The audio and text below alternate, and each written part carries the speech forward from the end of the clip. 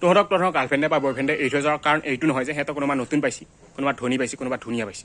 এইটো একদম ভুল ধাৰণা। তহঁতৰ গাৰ্লফ্ৰেণ্ডে বা বয়ফ্ৰেণ্ডে এৰি থৈ যোৱাৰ কাৰণ সেইটো নহ'বও পাৰে।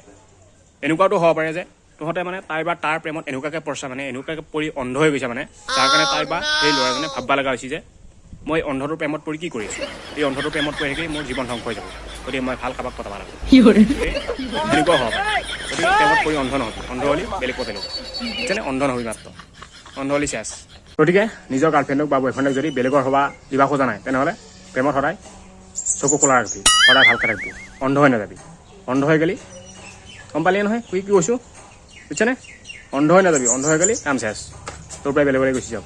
যদি নিজৰ কৰি ৰাখিব ইচ্ছা তেনেহ'লে অন্ধ হৈ নাযাবি, কোনো কাৰণত অন্ধ হৈ নাযাবি, বুজিছানে? অন্ধ হৈ নাযাবি, কিন্তু চকু সদায় খোলা ৰাখবি, পূৰা দিন ৰাত চকু সদায় খোলা, কোনো কাৰণত যাতে অন্ধ হৈ নাযায়। অন্ধ হৈ গ'লি তোক এৰি যাব, কাৰণ অন্ধৰ কথা কিবা লাভ হ'ব জানো? অন্ধজনৰ কি কাৰবাৰ হ'ব, একো কাম নহয়। গতিকে যাৰ চকু ভাল আছে তাৰ লগতহে থাকিব, অন্ধৰ লগত থাকিব নেকি? নাথাকে নহয়। গতিকে অন্ধ নহবি, পূৰা ফিট থাকিবি, ফিজিকেলি পূৰা ফিট, চকুৱে হওক, চকু কাণ নাক চব ফিট ৰাখবি পূৰা।